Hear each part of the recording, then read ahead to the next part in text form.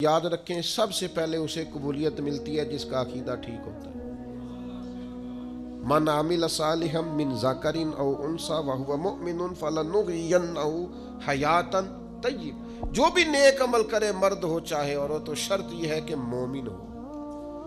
شرط یہ ہے کہ اگر مومن ہو تو پھر قبولیت ہے۔ فلنحینہ حیاتا طیبہ، پھر ہم اسے پاکیزہ زندگی دیں گے۔ اگر ایمان نہیں تو کوئی عمل بھی قابل قبول نہیں ہے، اور اگر ایمان ہے تو پھر اعمال کی قبولیت بھی میسر آئے گی۔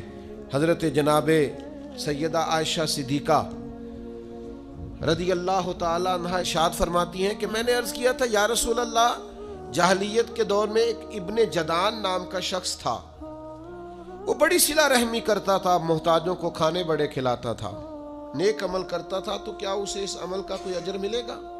یہ مسلم شریف میں حدیث ہے۔ تو نبی پاک علیہ السلام نے فرمایا نہیں ملے گا، اس لیے کہ اس نے ایک دن بھی یہ نہیں کہا تھا کہ اے میرے رب حساب و کتاب کے دن میری خطائیں معاف کر دو۔ اس نے رب کو ایک دن بھی نہیں پکارا، اللہ پر ایمان نہیں لایا، جتنی مرضی صلہ رحمی کی، جتنے مرضی نیک عمل کی، اجر نہیں ملے گا۔ تو پھر کافر کو اجر نہیں ملے گا تو ہوگا کیا؟ علماء نے لکھا ہے اس کی نیکیوں کا اجر اللہ اسے دنیا میں دے دے گا، اسے رزق میں وسعت مل گئی، کوئی اور آسانی اسے مل گئی، لیکن قیامت میں نیک اعمال کی قبولیت اس کو ملے گی جس کا عقیدہ ٹھیک ہوگا اور ایمان اس کا پکا ہو۔ تو اگر ایمان لڑکھڑاتا ہوا ہو تو نیکیاں جتنی مرضی کریں، یقین کامل ہی نہیں، قلہ مضبوط ہی نہیں، تو نیک اعمال کرنے کا کوئی نفع حاصل ہے؟ قبولیت تب ملے گی جب عقائد درست ہوں گے۔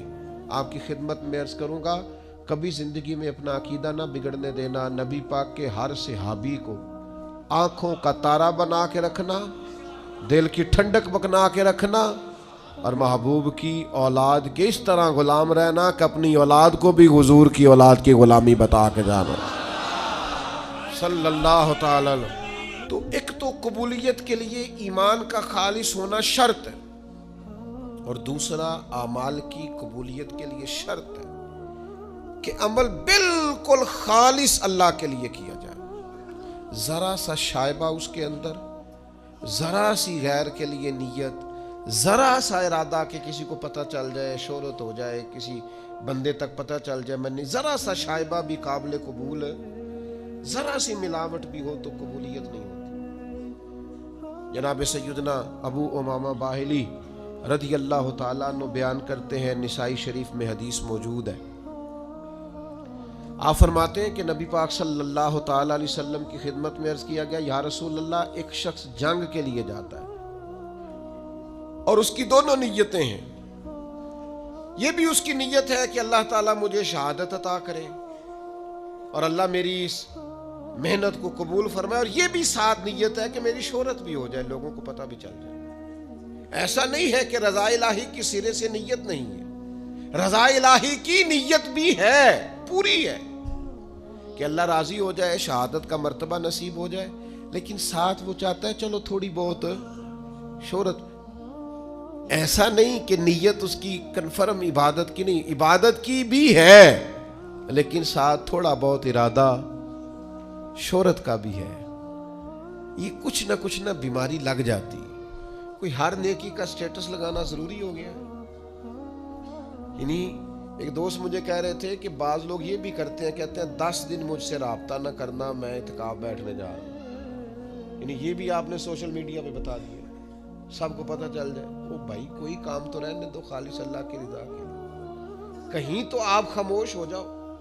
10 دن موبائل بھی تو خراب رہ سکتا ہے، سم بھی آپ کی بلاک ہو سکتی ہے، کچھ بھی تو ہو سکتا ہے، لیکن بھائی خدا کے بندو یہ بھی بتا دیا ہے کہ 10 دن اس لیے میں آف لائن رہوں گا کہ میں معتکف ہونے جا رہا ہوں۔ عرض کی یا رسول اللہ، جنگ کی بھی نیت ہے، نسائی میں موجود ہے، اور حضور تھوڑی اس کی یہ بھی نیت ہے کہ شہرت ہو جائے، تو حضور ثواب ملے گا؟ 2 ٹوک لفظوں میں بالکل واضح اللہ کے حبیب نے فرما دیا، فرمایا جس شخص کی ساتھ شہرت کی بھی نیت ہو اسے اس عمل کا کوئی ثواب نہیں ملے جب تک خالصتاً نیت محض اللہ کی رضا کی نہیں ہوتی۔ اپنے ارادوں کا وضو کریں یار, تھوڑا خیال کریں. آپ اس بات کو سمجھیں, شہرت ہونا ضروری نہیں, قبولیت ہونا ضروری ہے. لوگوں کو پتہ چلنا ضروری نہیں, رب کے حضور حاضر ہونا. حضرت سعد بن ابی وقاص رضی اللہ تعالیٰ عنہ کے زمانے میں آپ ایک جگہ جہاد کے لیے تشریف لے گئے تو فرماتے ہیں کہ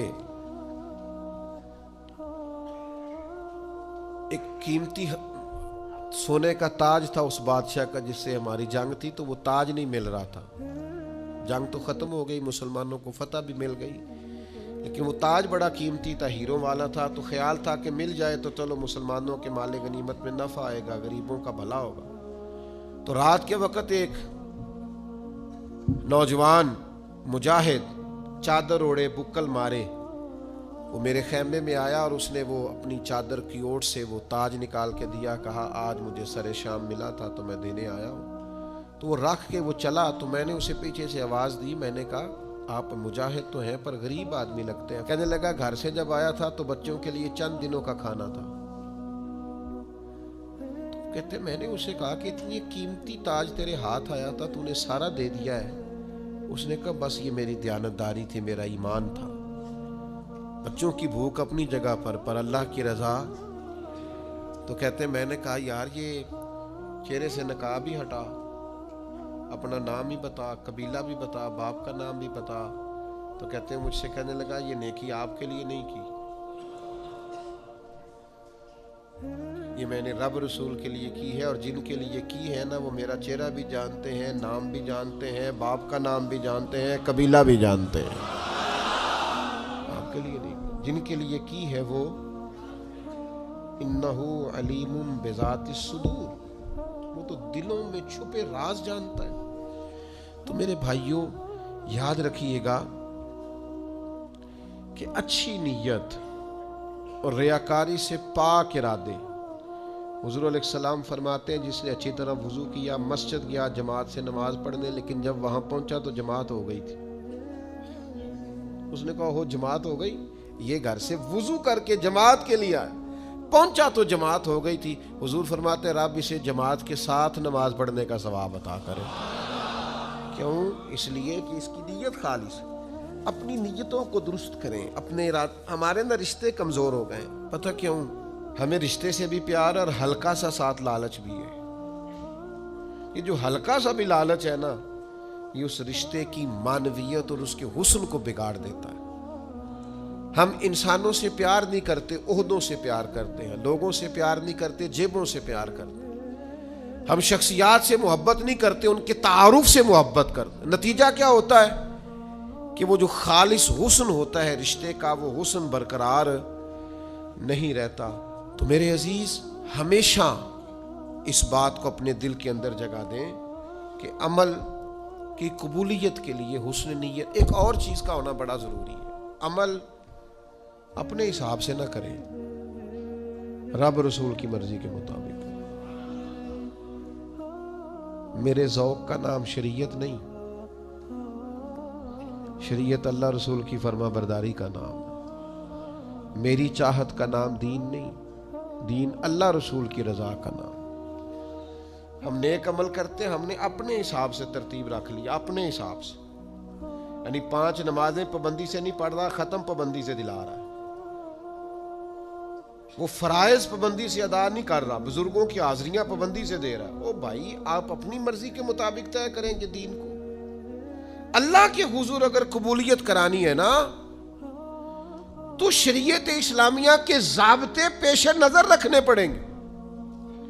آپ کو ان اصولوں کی روشنی میں عمل کرنا پڑے گا جو اصول اللہ رسول نے مقرر کیے, طے کیے. اگر وہ اصول نہیں تو پھر عمل کو قبولیت نصیب ہو سکتی. سیدنا ابو ہریرہ رضی اللہ تعالیٰ عنہ بیان کرتے ہیں کہ نبی پاک علیہ السلام نے فرمایا میری ساری امت جنت میں جائے گی سوائے انکار کرنے والوں. یا رسول اللہ صلی اللہ علیہ وسلم یہ انکار کرنے والے کون ہیں؟ تو نبی پاک علیہ السلام نے فرمایا جنہوں نے میری اطاعت کی وہ جنت میں جائیں گے, اور جنہوں نے میری نافرمانی کی انہوں نے انکار کیا. سنت کو چھوڑا جنہوں نے وہ منکر ہے. تو سنت کو نہیں چھوڑیں, شریعت کا دامن تھام کے رکھیں اگر قبولیت چاہتے ہیں. اپنی مرضی سے چیزوں کو طے نہ کریں.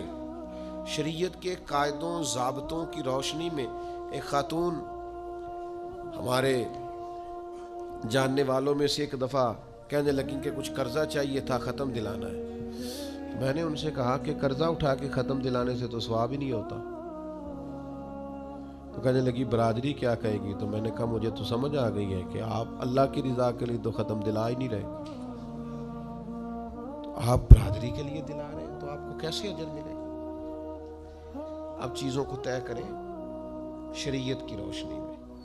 حضور کے دروازہ نور پہ صحابہ گئے، جا کے پاک ماؤں سے پوچھا، امہات المومنین سے، کہ نبی پاک صلی اللہ علیہ وسلم کی عبادت کا طریقہ بتائیں. تو انہوں نے کہا حضور رات کو کچھ دیر آرام کرتے، پھر کچھ دیر عبادت کرتے، کبھی نفلی روزہ رکھتے، کبھی چھوڑ دیتے. تو ان میں سے بعض صحابہ کہنے لگے حضور کے صدقے اللہ اگلے پچھلوں کو معاف کرے گا، لیکن نبی پاک صلی اللہ علیہ وسلم تو اللہ کے رسول ہیں، حضور کا تو تھوڑا عمل بھی کیا بات، لیکن ہم چونکہ گناہگار ہیں، کمزور ہیں، ہم ساری رات ہی نفل پڑھیں گے، ہر روز نفلی روزہ رکھیں گے. نبی پاک تک یہ بات گئی تو حضور فرمانے لگے میں تم سب سے زیادہ رب کو جانتا ہوں، تم سب سے زیادہ اللہ سے ڈرتا ہوں. فرمایا یاد رکھو میں افطار بھی کرتا ہوں، روزہ بھی رکھتا ہوں، عبادت بھی کرتا ہوں، گھر والوں کو وقت بھی دیتا ہوں، آرام بھی کرتا ہوں. تو شریعت کے ضابطوں کے مطابق آپ عبادت کریں گے تو قبول ہوگی. اپنی مرضی سے چیزیں طے کرنے سے قبولیت نصیب نہیں ہوتی. ضابطے تو اللہ رسول نے بنا کے دیے، ہمیں اپنی مرضی کی چیزیں اس میں سے اختراع کرنے کی ضرورت نہیں ہے. تو یہ چند ایک چیزیں ہیں جن کی بنیاد پر انسان